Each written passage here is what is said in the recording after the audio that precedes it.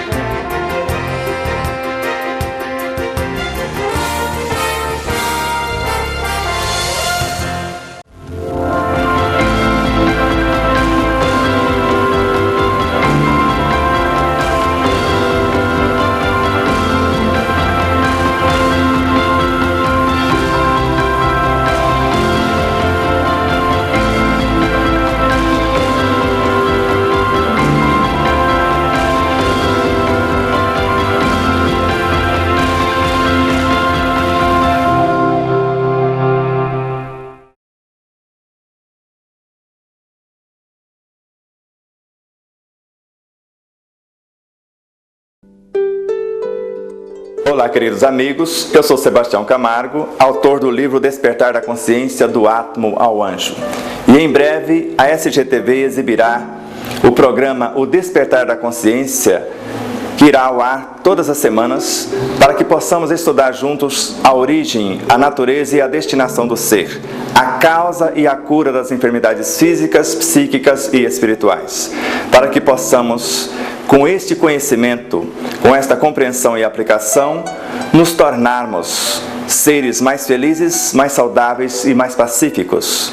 Ou seja, a nossa cura depende da nossa postura, do nosso conhecimento, da nossa conduta. Gostaríamos de contar com a sua presença, com a sua audiência, semanalmente aqui na SGTV. Paz e luz e muito amor a todos.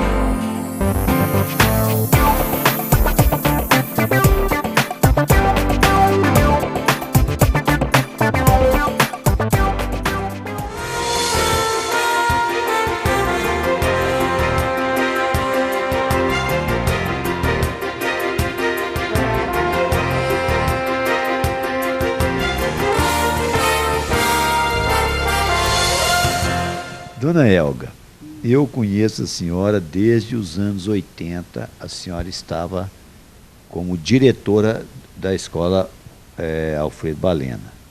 Mas a senhora entrou antes, né?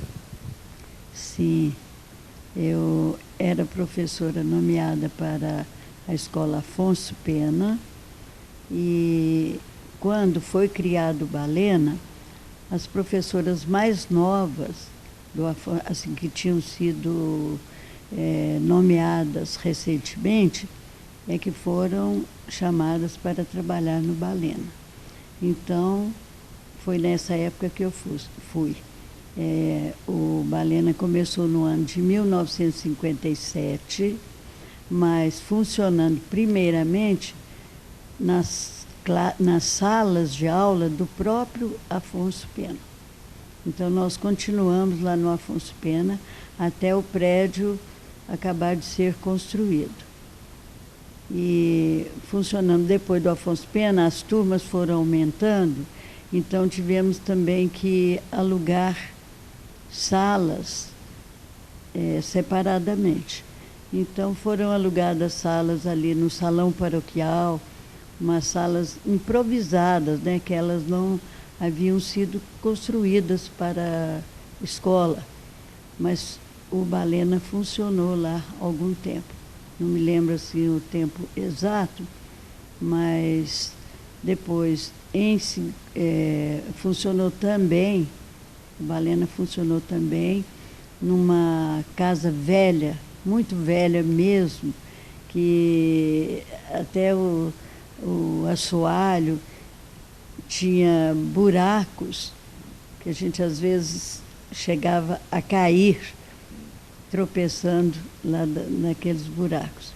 E uma casa velha também. Mas onde que era essa casa velha?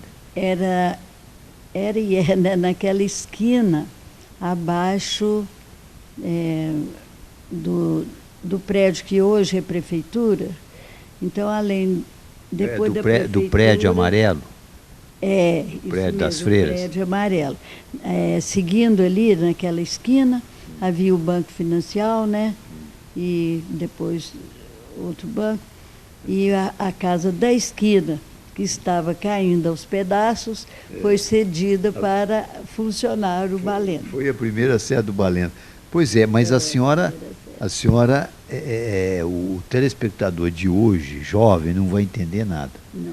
Isso que a senhora falou é o seguinte, a esquininha, onde hoje tem um estacionamento de carro, ali na esquina de Rua Gerson Duarte Coelho. Gerson Duarte Coelho. E a Rua Coronel Fonteboa, com a praça. A Coronel Ali Fonteboa. Tinha uma casa velha. Sabe de quem que era a casa? Juca Franco. É mesmo? Juca Franco. Oh.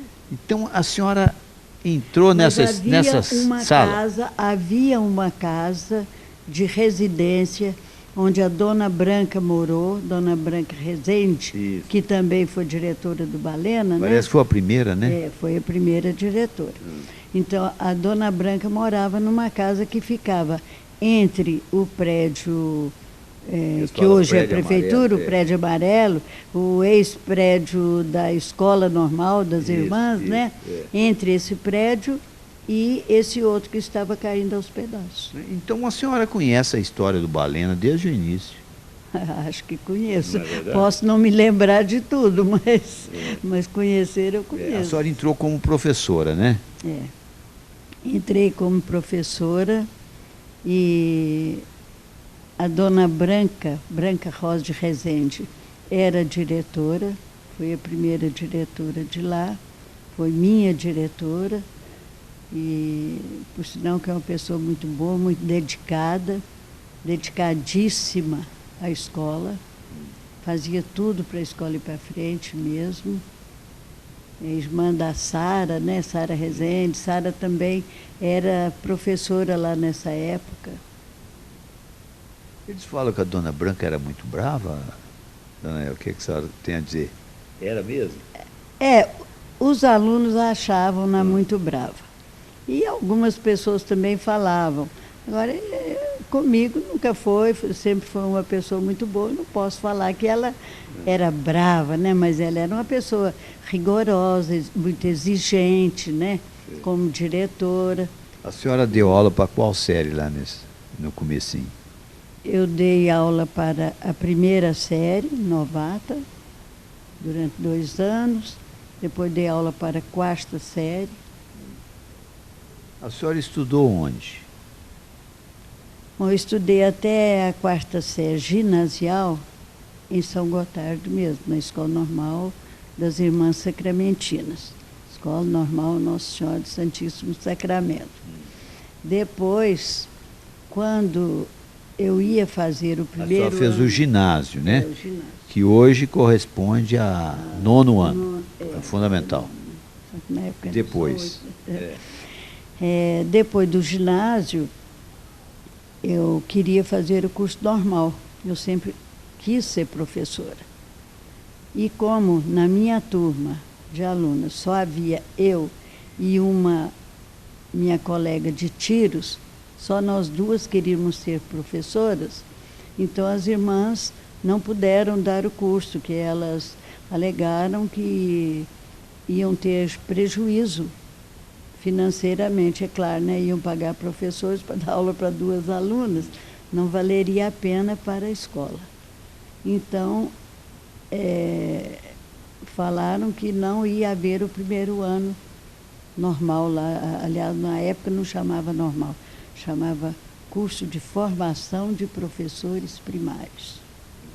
Então, eu fui para Dores, do Indaiá, uma escola até do Estado, né, que tinha lá, não era escola particular, é escola normal, chamava Escola Normal Oficial de Dores do Indaiá.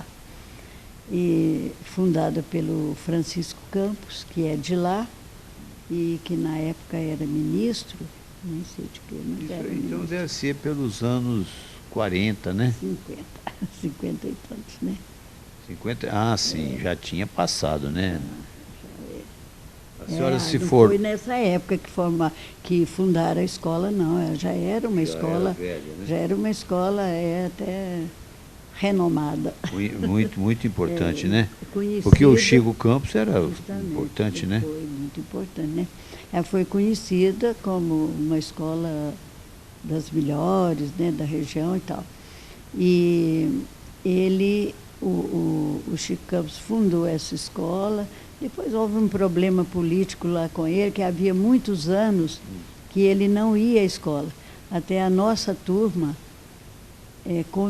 nós o convidamos para paraninfo da nossa turma, quando nos formamos, por causa disso, porque havia muitos anos que ele não ia lá, porque ele ficou sentido com alguma coisa que fizeram com ele lá na escola normal, embora ele tenha conseguido a construção dessa escola lá. E ele foi à formatura? Foi e fez questão de dançar com cada uma das alunas. Então a senhora dançou com o Chico Campos? Dancei com o Chico Campos. É o Muito Chico Ciência, né? importante. Só sabia que ele tinha esse apelido, Chico Ciência? Não sabia.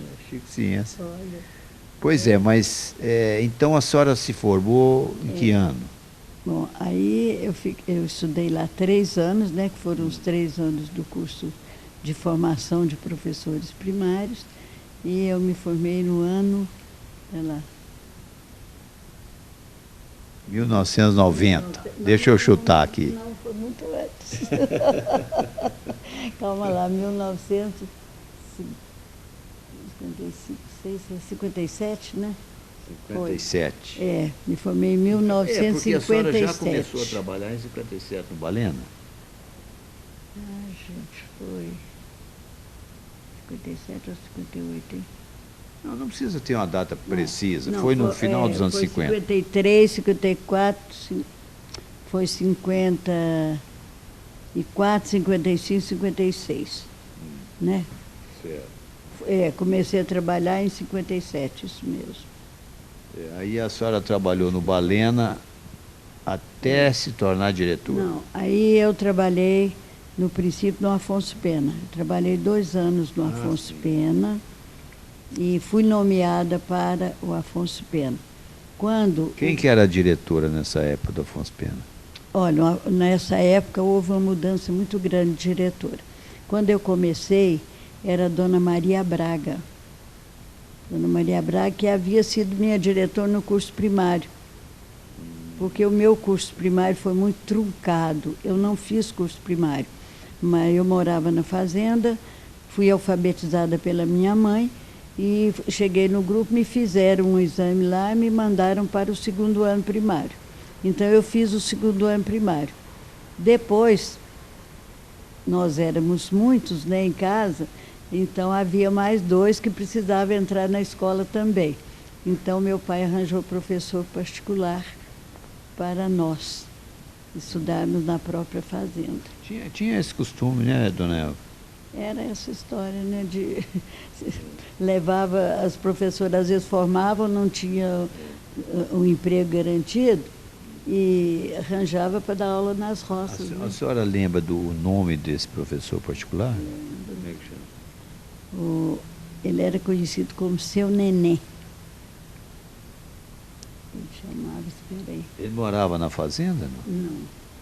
Não. Era uma pessoa, eu falo que ele foi uma pessoa tão especial, eu não esqueço do sacrifício que esse senhor fazia para dar aula. Era impressionante. Ele dava aula nas fazendas, de uma fazenda e passava para outra. Então ele levantava de madrugada, a gente levantava, tinha que acender lamparina para ter aula com ele, porque era de madrugada e estava escuro ainda. Então ele dava aula, 2 horas de aula, todo dia. Dava 2 horas de aula na nossa casa, saía andando a pé, ia até ali, eu não sei se era Sapecado, Borrachudo, acho que era Sapecado que ele ia. Chegava lá, dava aula para o seu Montuori. Você já ouviu falando do seu Zé Montuori? Pois é, dava aula na casa do seu José Montuori, que tinha a Terezinha, que era aluna dele, mais 2, era outra, acho que era Vilma, e um menino também, um irmão dela. Eram 3 alunos, lá em casa nós éramos 3 também.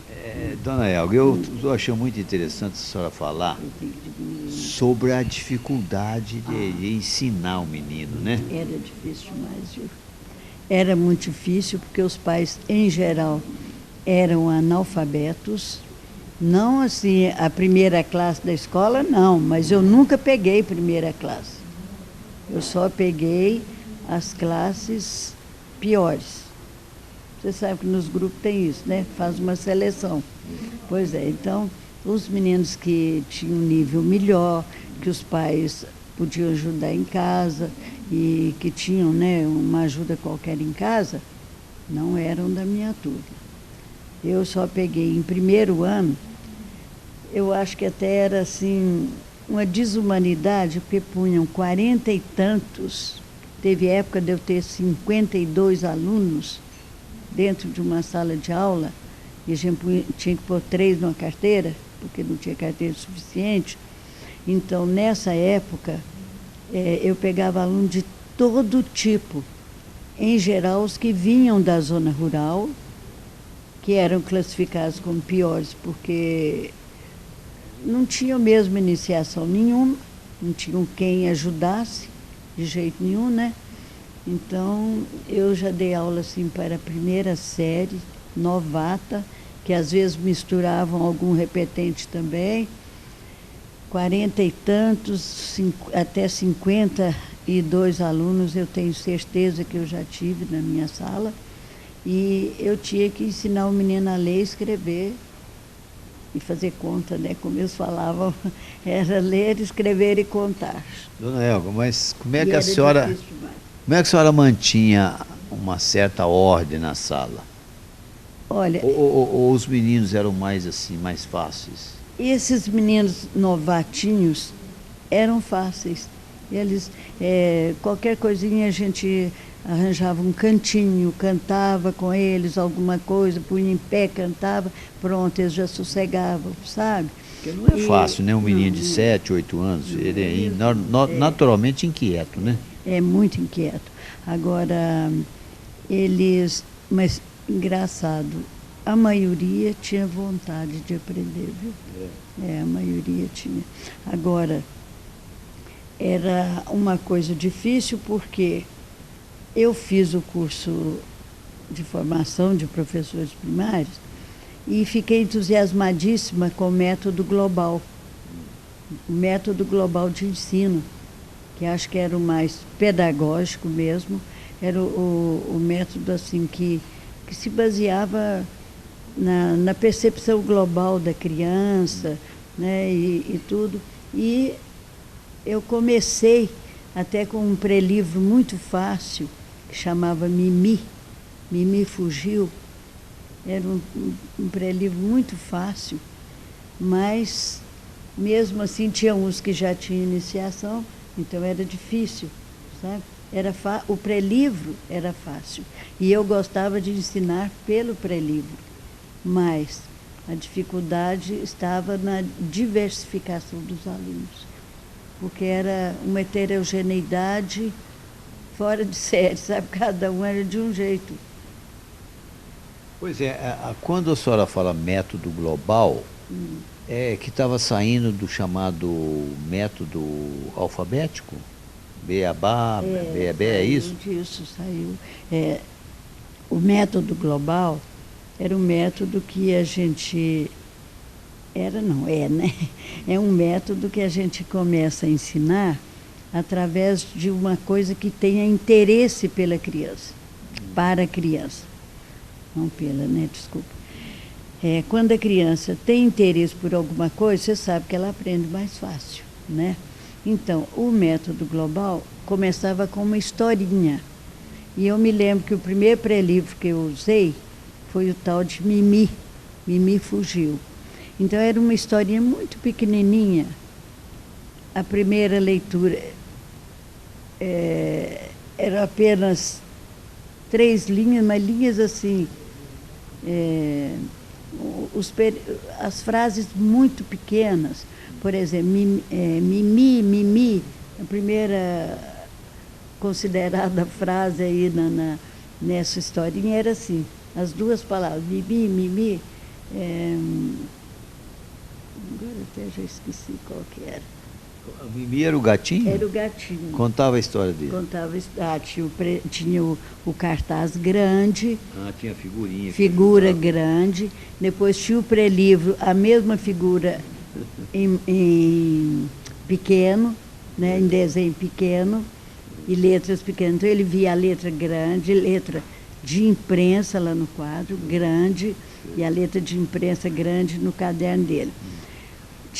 A gente escrevia com letra grande no quadro, grande, né? A mesma história, e no pré-livro dele. Então, de um lado tinha a historinha com letra de imprensa, e do outro lado, então, o caderno ficava aberto, né? Desse lado aqui ficava a parte de imprensa, a letra impressa. E aqui a letra cursiva, a letra que ele ia aprender a escrever. Então, ao mesmo tempo que ele lia lá, Mimi, Mimi fugiu, do outro lado ele lia a mesma coisa com letra de mão e escrevevia. E é gostoso demais ensinar pelo prêmio. Era uma vitória quando o menino lia aquilo. Tá doido, era uma beleza, né? Chegar no final do ano... Sabia ler. Estava lendo e lia com entonação boa e lia entendendo o que leu. Porque a historinha era justamente por isso, para isso. Né? O menino entender o que ele estava lendo, não é só ficar assim... Fá, F-A, Fá, C-A-K, Fá, K, né? Porque primeiro era assim, né? Era. V-A, Vá, V-E, Vé. Isso voltou muito, viu, Edson? Eu sei que isso voltou muito. Vai e volta, né?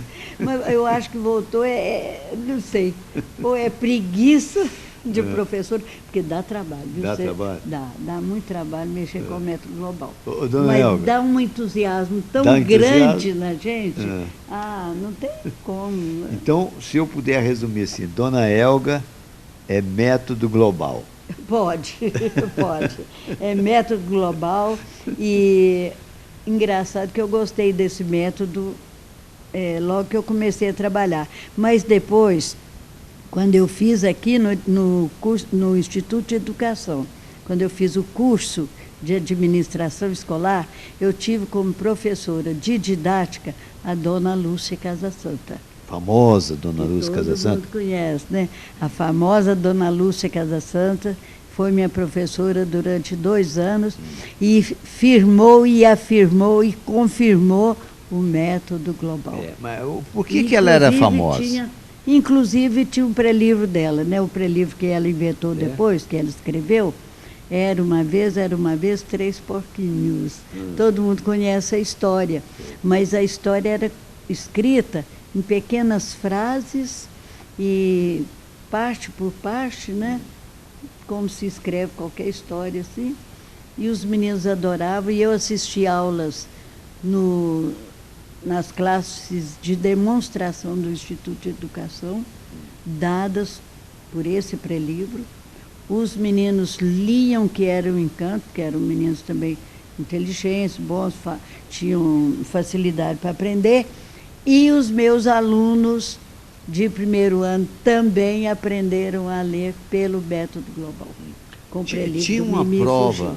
uma prova no final do ano? Tinha. Não, O fazia menino prova tinha que de ler assim?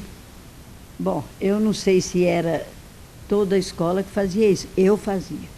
É. No final do ano, todo menino de primeira série, para passar para a segunda, eu fazia exame oral em cada um, junto com a professora, a professora da classe e outra professora.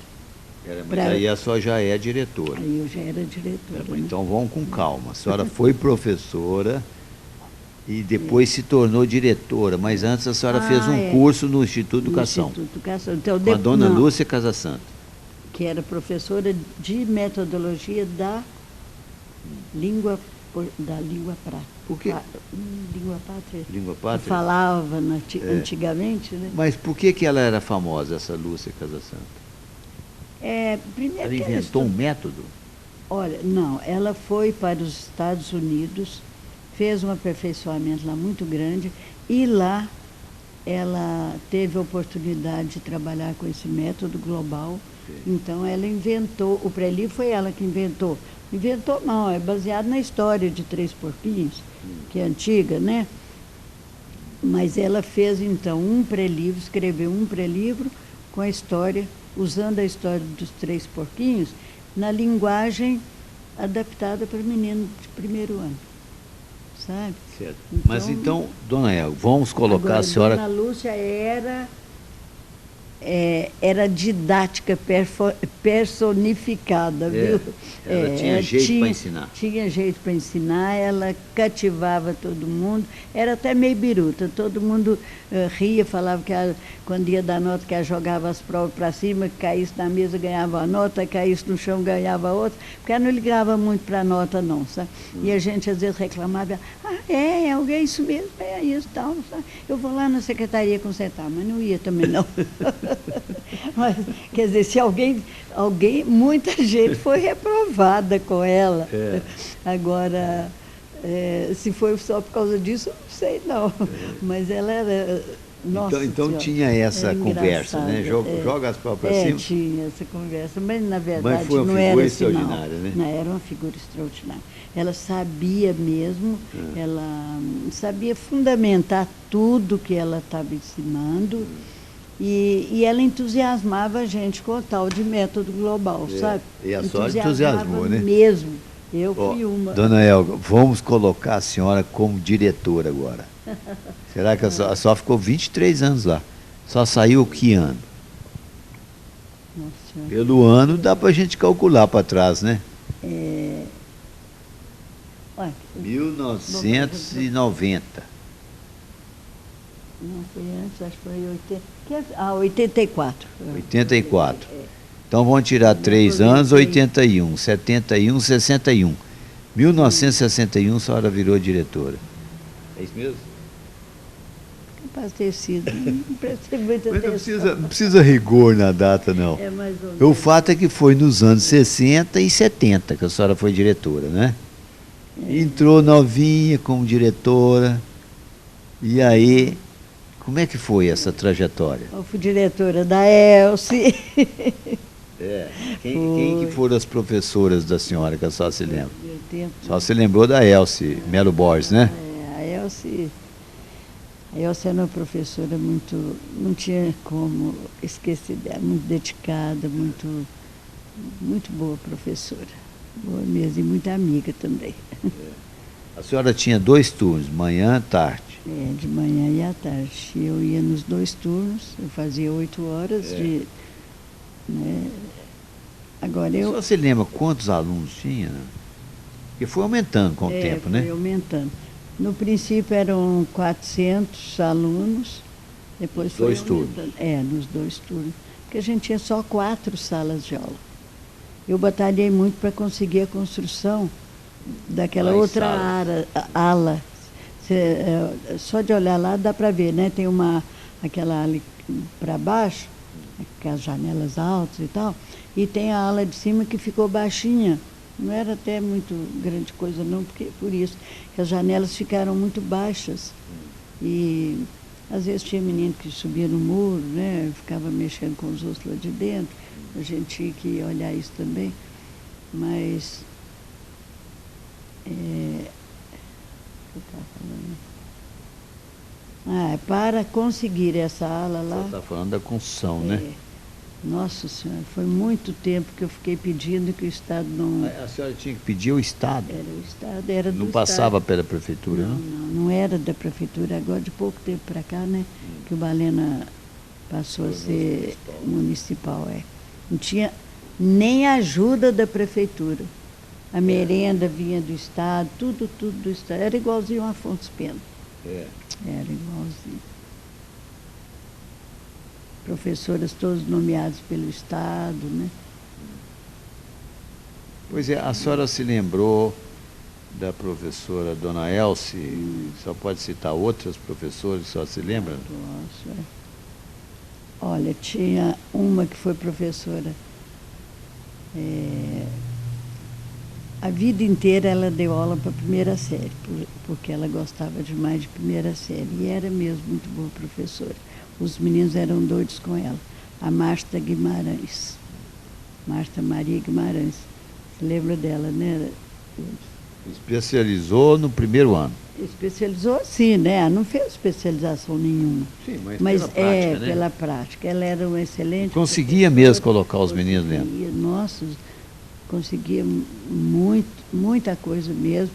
Final do ano, eu fazia exame de leitura na turma dela, todo mundo lendo, e a gente... Era leitura de verdade, né? E perguntava, fazia as perguntas dentro da leitura para ver se o menino tinha entendido, não é? Não é leitura, sei lá como é que eles falam, essa silabação aí, não. A senhora era uma diretora, assim, muito possessiva, não? Queria mandar em tudo, como é que é? Ou não era muito mandona? Eu acho que não. Eu acho que não era. Inclusive, eu repartia, né? Por exemplo, com a vice-diretora, eu repartia. Eu ficava mais com a parte de ensino, porque eu gostava mais mesmo, né, da parte pedagógica.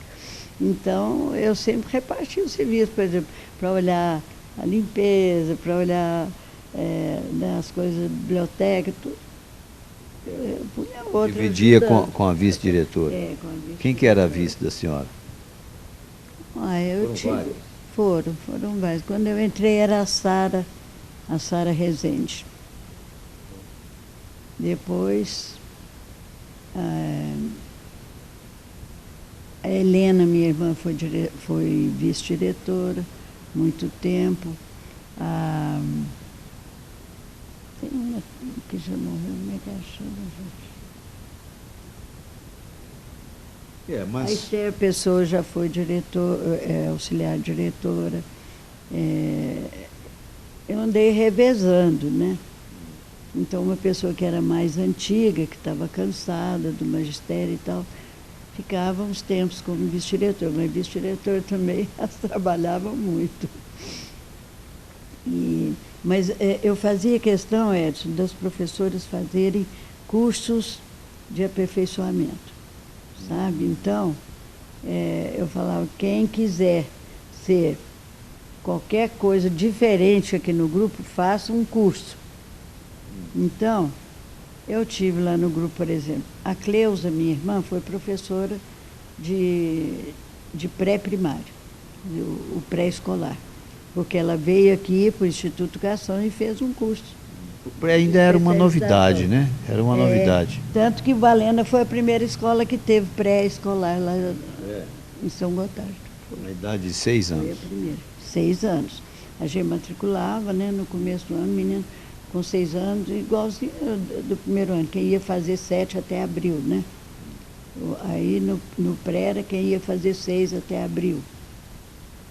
E no princípio era só a Cleusa que tinha o curso de pré. A gente sabe que não é fácil lidar com criança nessa faixa de 7 a 10, até um pouco mais, né? Há muitos problemas. A senhora fazia alguma coisa assim fora da escola para ajudar a resolver isso? Como é que era? Olha, Eu sei que fazia. eu procurava ter um contato maior com as famílias. Então, para começar, eu fazia uma reunião de pais todo mês. Fazia uma reunião de pais que naquele tempo ninguém mais pensava nisso, né? E nessas reuniões a gente via, uns não compareciam, outros às vezes até tinham comparecido, mas o aluno, como o Carlos falou ali, às vezes o menino estava dando trabalho e tudo. Então, muitas vezes eu ia com a professora da classe, eu pedia a professora para ir comigo, outras vezes a professora não podia, eu ia sozinha, eu arranjava uma companhia qualquer, mas eu ia à casa desses alunos para conversar com os pais. E a tristeza da gente era tão grande, porque a gente via umas casas sem a menor condição de uma família viver. E é por isso que às vezes os meninos não aprendiam bem, né? Ninguém sabia porque, tal grupo não dá rendimento maior, o outro é muito melhor. Onde que esses meninos moram, e o que eles comem e como que são as coisas, né? Então, muitas vezes eu chamava a professora, além das reuniões que eu fazia, eu ia, se tinha um problema maior, eu ia à casa deles, junto com a professora, quando possível. E isso, eu acho que ajudou muito a gente a resolver uma porção de problemas. Porque aí a senhora conhecia o menino, sabia o que podia exigir ou não, né? A gente começava a conhecer o ambiente deles, né? Porque a gente via, por exemplo, cheguei numa casa um dia, um menino me mostrou. Lá em cima tinha, como é que é isso? Põe umas tábuas, né? Uns paus, não sei assim, em cima, essas casas muito ruinzinhas. Lá em cima mesmo tinha o lugar onde o pai dele escondia os pedaços de queijo para ele não comer. Você já pensou? Tinha que esconder lá em cima, né? Eu via também como que era a casa, para a gente ver por que a menina às vezes não ia tão limpo à escola como os outros. A mãe tinha que ir buscar água para dar banho ao menino, não sei, uma distância enorme. Às vezes punha o menino a levar também um baldinho para carregar água. Sabe, essas coisas todas, essas dificuldades todas. A gente chegava na casa, às vezes a mãe falava, hoje eu não tinha nada para fazer para comer. São situações assim dificílimas, tanto que na escola eu sempre me preocupei com a merenda escolar. Graças a Deus nunca faltou merenda escolar para as crianças. Mesmo quando a campanha da merenda às vezes não mandava o suficiente, eu tinha uma conta no armazém, o seu Geraldo Lopes me fiou a vida inteira. Eu comprava para depois, né, quando entrava dinheiro, pagava, porque aí a gente trabalhava de todo jeito para a Caixa. E sempre a gente fazia festas lá no Baleno, festa junina, fazia uma festa grande, sabe, uma festa em que todas as professoras trabalhavam. Pode perguntar para a Elsa o tanto que ela trabalhava. Todo mundo trabalhava, mas a gente trabalhava para ganhar muito dinheiro mesmo, porque aquele dinheiro dava para manter a merenda do ano inteiro. Quando não dava, a gente apelava para outro meio, né? Mas normalmente eu fazia uma festa junina muito boa, muito grande, que os pais adoravam, porque eles iam e aproveitavam também, né? Dançando e se alegrando, achando aquilo uma beleza, porque era tudo coisa muito simples, mas ao nível de todo mundo. E dava dinheiro, todo mundo pagava a sua entradinha lá, né? E sem reclamar. Pelo contrário, eles davam as coisas para poder fazer as canjicas, para fazer as coisas que a gente precisava. Não tinha uma merenda que vinha do governo de fora, não? Tinha, pois é, mas de vez em quando faltava, né? De vez em quando faltava e muito. E teve época que não teve, não. Teve época que não tinha nada. Eu me lembro, quando eu fui para a direção da escola, tinha um tambor lá, gente. Parece mentira uma coisa dessa. Um tambor enorme, fechado, lacrado, né? Com o leite em pó. Era leite em pó que eles mandavam, com leite em pó. E aquele leite nunca que aparecia para os meninos. Todo mundo sabia que aquele tambor era o tambor de leite. Bom, isso foi gente que foi diretora antes de mim, né? Então, um dia, a Marieta Cardoso, eu até vou falar o nome porque a Marieta foi minha colega lá, né? Trabalhou lá como professor de educação física, e a Maria, irmã dela, é professora de classe, mas a Maria até trabalhou mais no Afonso Pena. Então, a Marieta, nós implicamos com aquele negócio, aquele tambor, que negócio é esse tambor aí, né? Ninguém nem dava notícia, aquele tambor lá, mas o que é isso? Fui saber, nós fomos saber, aliás, isso eu não era diretora ainda, mas eu era professora lá. Então, nós fomos saber da diretora que negócio era aquele que, afinal, que eu estava falando que aquele tambor era de leite, se era mesmo, se aquele leite ainda valia, se não valia. Não, aquele leite é leite em pó, não perde assim não, né? Então, mas por que não abre? Ah, não, porque é muito difícil mexer com aquilo.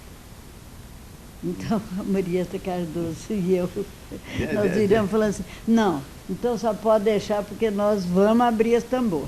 Nós vamos abrir e esse negócio vai funcionar.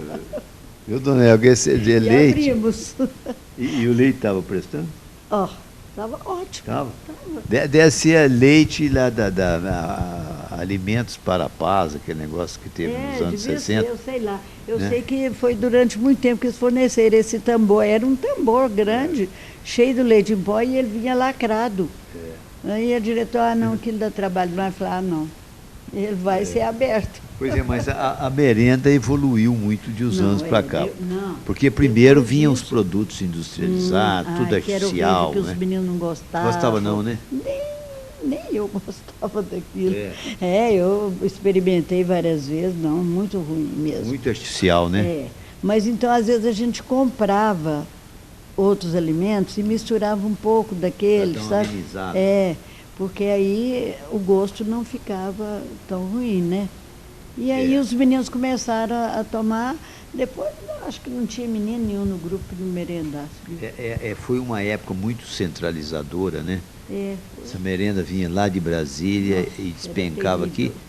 Depois foi feita aquela campanha para ver se aproximava a comida região, do consumidor, né? Do consumo, dando até o dinheiro para comprar. A senhora chegou a participar disso? Não, aí eles transferiam dinheiro para a escola? Mandavam, mas era assim, de acordo com a prestação de contas, né? Né? Quem não prestava conta direito não ganhava, não. Porque a senhora viveu o período de direção exatamente na época da ditadura. Foi, mas tinha o leite, que primeiro começou com leite, depois eles começaram a mandar esse outro tipo de alimentos. Agora, a gente, no princípio, misturava muito, sabe? Mas depois parar de mandar também. Isso tudo foi no meu tempo, parar de mandar. Aí a gente ia continuar com a merenda, mas os pais ajudavam muito, viu? Vou te contar, eu trabalhei em grupo pobre, que era o Grupo Baleno, então quando foi lá para cima, lá era o cargueiro, né? Onde ele ia estar agora, era o cargueiro. E dali para cima era só gente pobre. E menino lá de baixo não ia naquela escola não, porque ia só do grupo central, né? Onde era mais importante, né? Era o Afonso Pena e pronto. Então,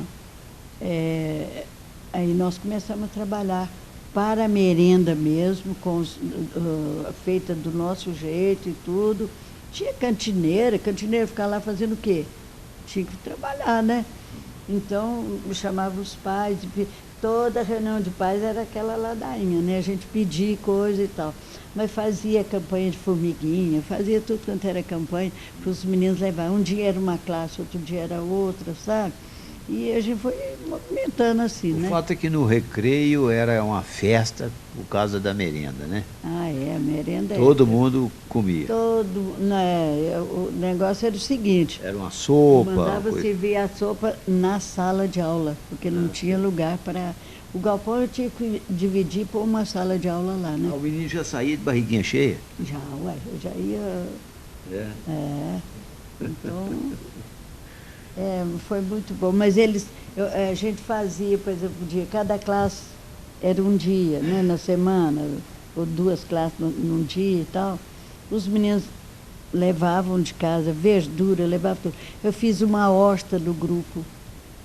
Fizemos uma horta lá, foi no tempo do... Como é que chama aquele homem da Emater? Flávio, Maurílio. Maurílio. Foi o Maurílio da Mariana, marido da Mariana. Lembra, né? Mariana era professora no grupo. E o Maurílio me ajudou muito a fazer a horta lá no grupo. Nós fizemos a horta. A senhora tinha uma horta? Tinha horta lá. E os meninos cuidavam, cada canteiro de uma servia turma, também como cada canteiro educação, de né? estímulo. A senhora aposentou-se em 1984? Foi. Pois a senhora acha que modificou muito a maneira como a senhora trabalhava naquela época para hoje? Não? Eu não tenho assim, filho estudando, né? Não tenho ninguém da minha família assim, direto dando aula. Então não tenho muito conhecimento, não. Porque a gente vê na televisão muito problema com disciplina, alunos agredindo professores. A senhora tinha esse tipo de problema? Muita droga na porta da escola? Raro. Eu me lembro uma vez que eu assustei com um menino, porque ele tinha feito, não sei o que é lá que o menino fez, ele já era mocinho, estava no 4º ano. E então eu contei para a diretora, falei que se ela quisesse ir lá conversar com ele, para mim eu achava bom, né? Porque isso eu não era diretor ainda não, isso foi no Afonso Pena ainda. O menino era terrível mesmo. Então, muito mal educado e aqueles meninos com os costumes horríveis. Então eu pedi para a diretora conversar com ele, eu era muito nova nessa época também, né? Então, ele nunca tinha me respondido tão mal, sabe? Aí o dia que a diretora foi na sala conversar com ele, ele agrediu a diretora de um jeito, ele respondeu a ela de um jeito que ela assustou e expulsou o menino, sabe? Na hora, assim. Eu é que fiquei chocada com o negócio, porque eu falei, meu Deus, eu jamais pensei em expulsar um menino de escola. Eu nunca fiz isso como diretora, graças a Deus, eu nunca fiz. E eu falei assim, mas não é possível, né? Que coisa horrorosa. E o menino, aí ela ficou muito brava com ele, ele foi falar com ela. Que ele tinha falado aquilo, porque era ela, porque se fosse comigo, que ele não falava isso não. Desse jeito. Deve ter sido a maneira como ela tratou, né? Quer dizer, né, um negócio assim, porque eu nunca tinha recebido. Pois é, mas de qualquer maneira foi expulso. Foi. Eu não podia fazer nada, o diretor estava expulsando, né? Eu falei, meu Deus do céu. Mas eu fiquei chateadíssimo, porque para mim é a última coisa que se faz numa escola é expulsar menino. Foi o único caso também. Mas eu era muito iniciante, porque senão eu acho que ainda... A senhora teria, talvez, resolvido a senhora mesma sem passar adiante. Não, é porque eu não tinha costume de chamar diretor em sala de aula, não. Mas esse menino, ele já era mocinho, né? E muito, assim, agressivo e tudo. E ele, então, falou de um jeito que eu falei, você podia ir lá. Falei com o diretor, você podia ir lá para conversar com ele, para ver se ele, né, muda esse jeito, porque desse jeito não tem como. Mas as professoras da senhora faziam isso com a senhora? Mandava muito problema para cima da senhora? Muito não, mas quando a coisa apertava, eles mandavam. Mas né? muito poucos. Eu acho que os professores eram muito, assim, conscientes. Aí é a questão da missão. preparação. A senhora, certamente, como diretora, procurava, fazia reuniões, orientava? Fazia reunião todo mês, infalivelmente, todo mês. E O papel da diretora é esse, né? era obrigatório, todo mundo tinha que ir. Tinha que ir, Fora do porque senão- expediente? Era fora do expediente. E elas iam ou não? No expediente, não. Iam, ninguém faltava, não. Não podia fazer no expediente? Não podia tirar. É porque não tinha um horário para isso também, né? Não tinha horário para isso. A senhora fazia essas reuniões e, por acaso, era só com as professoras da escola da senhora ou outras participavam? Olha, pois é, eu fazia as reuniões que eu fazia, porque eu achava que era minha obrigação, né? Se eu aprendi um pouquinho a mais, e era a parte de didática, né? A parte. O que é outro nome que eu podia falar? Pedagógica. Pedagógica. A parte pedagógica. E assim, o jeito de ensinar eu acho que influi muito, né? Não é você só chegar e jogar a matéria em cima de aluno que dá aula. Então, A matéria é a mesma, aí dependendo do mesma, jeito o menino pega ou não, né? justamente. Então, eu valorizava muito esse negócio de fazer material, né, para ajudar a dar aula e tal. Eu tinha um monte de material lá que ficava lá à disposição, quem quisesse copiar, quem quisesse aproveitar. Mas, o que eu ia falar? Eu fazia uma reunião por mês, Edson, que eu não era obrigada a fazer isso, não. E as professoras não eram obrigadas aí, não, mas a gente tinha que falar de tal modo que ela se sentisse obrigada, sabe? O fato é que iam. O fato é que ia. Não, mas agora, a reunião mensal, uma só, de disciplina, de jeito da escola dar em geral, essa todo mundo era obrigado. Porque isso era da lei, né? Agora, a outra era por minha conta. Que eu fazia uma reunião todo mês, uma semana, a primeira semana do mês, ou então a última semana do mês, para começar do mês seguinte, eu fazia uma reunião, cada dia com as professoras de uma série.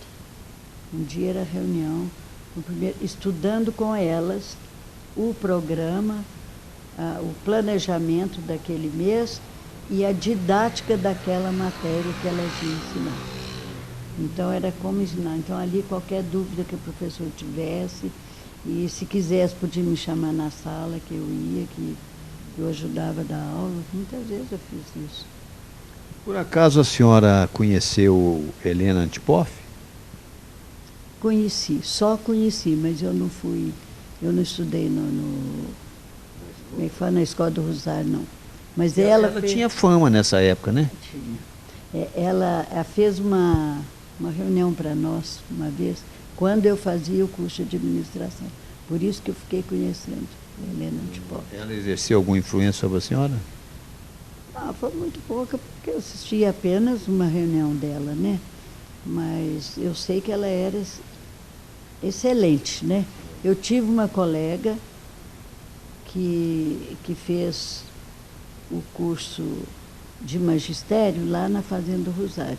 E a gente via como que ela era, que ela teve muito mais do que a gente teve no nosso curso.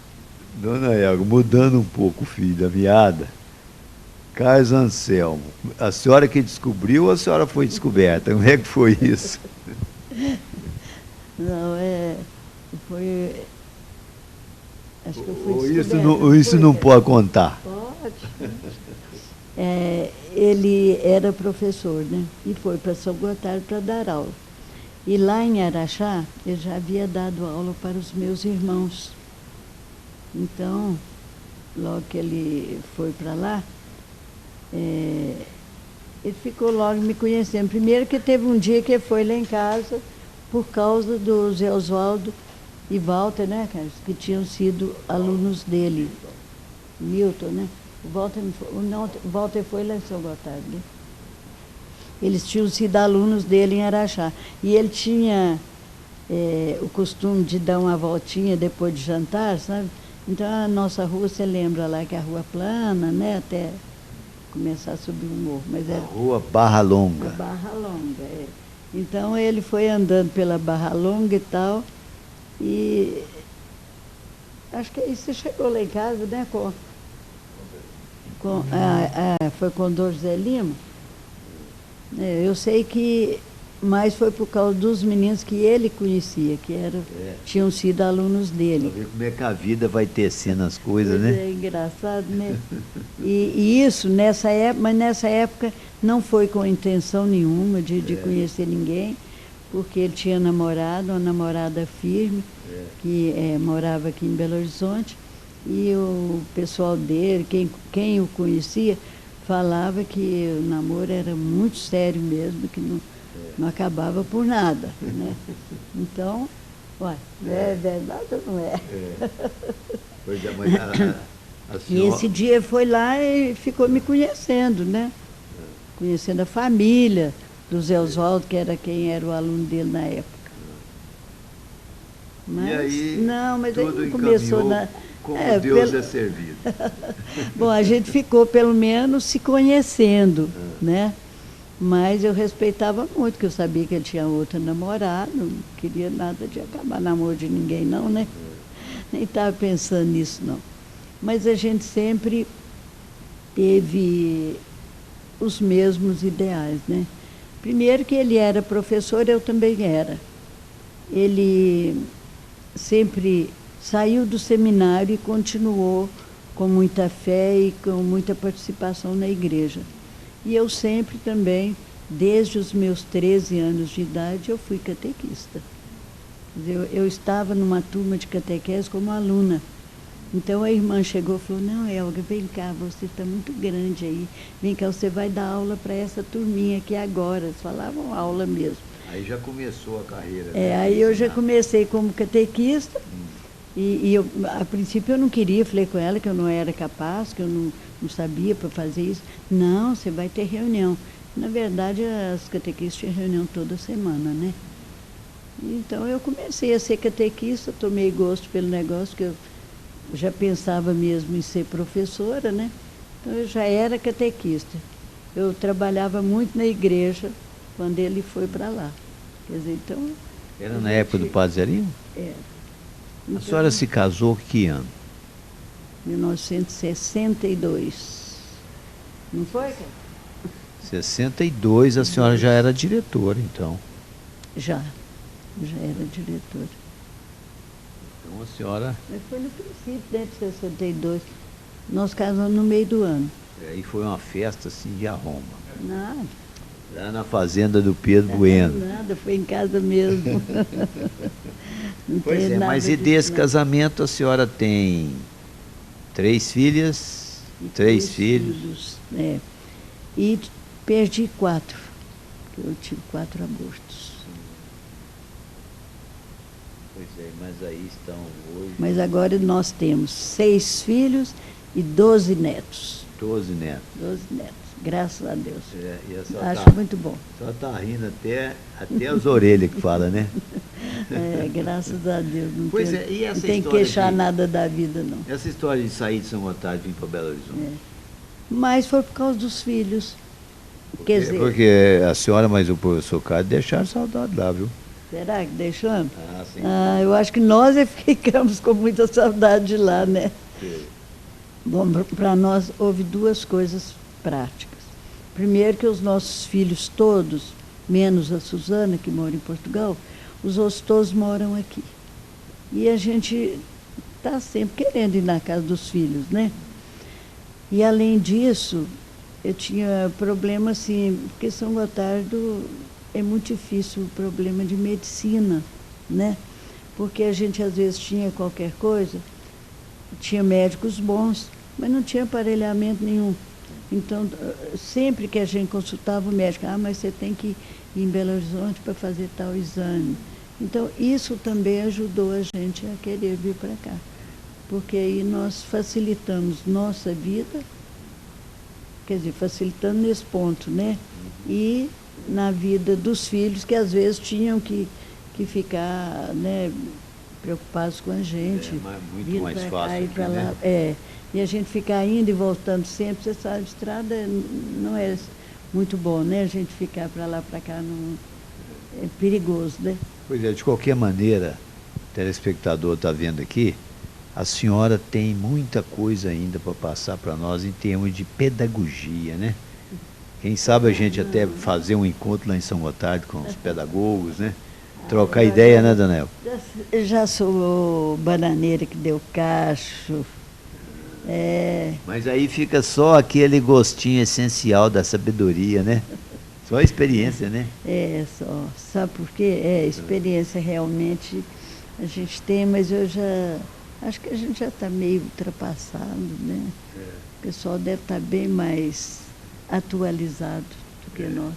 Pois é, mas de qualquer maneira nós agradecemos muito a senhora por essa conversa. E vou deixar aí, a senhora às vezes quer falar mais alguma coisa para o sangotardense que está lá longe.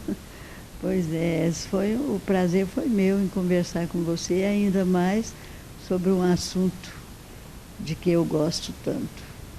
Porque realmente o magistério para mim, a pedagogia, né, o didático, tudo, é coisa assim que está dentro de mim mesmo. Eu gosto muito, e tanto que, além de aulas em escolas, eu sempre também trabalhei na igreja como catequista, porque eu sempre achei que o que a gente aprendeu, a gente deve passar para os outros. E, assim, eu tenho um amor grande demais à religião. Graças a Deus eu casei com o Carlos, que é uma pessoa que também, né, nós comungamos o mesmo ideal religioso. Isso nos aproxima muito. E então eu acho que... O que eu estava falando? Até esqueci. Pois é, saudade não é o que falta, sabe?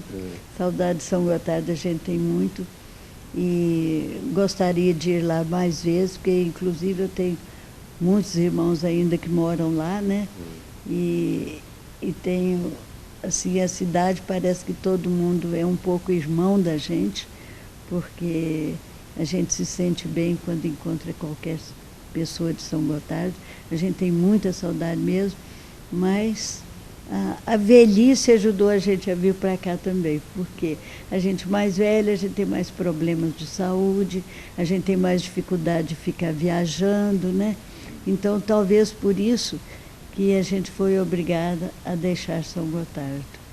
E foi com muito pesar que nós deixamos, mas, ao mesmo tempo, com muito amor também aos nossos filhos e os cuidados que a gente acha que deve ter para com a saúde depois de mais velhos, né?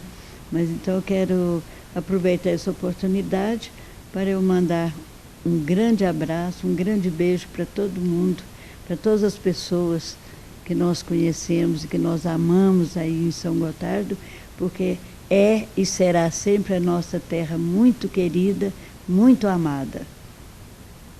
Muito obrigado, Dona Elga, pela sua palavra, e até a próxima conversa. Agradecemos, Elga Bueno. Obrigada a você.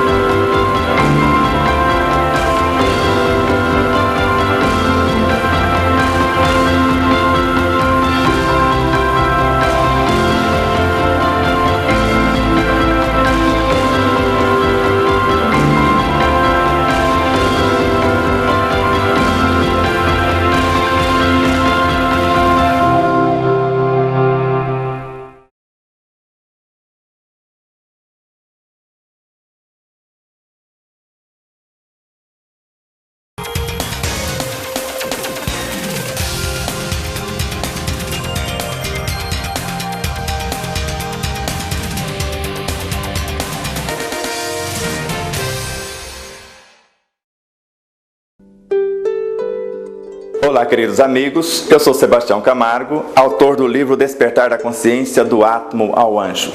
E em breve a SGTV exibirá o programa O Despertar da Consciência, que irá ao ar todas as semanas, para que possamos estudar juntos a origem, a natureza e a destinação do ser, a causa e a cura das enfermidades físicas, psíquicas e espirituais, para que possamos, com este conhecimento, com esta compreensão e aplicação, nos tornarmos seres mais felizes, mais saudáveis e mais pacíficos. Ou seja, a nossa cura depende da nossa postura, do nosso conhecimento, da nossa conduta. Gostaríamos de contar com a sua presença, com a sua audiência, semanalmente aqui na SGTV. Paz e luz e muito amor a todos.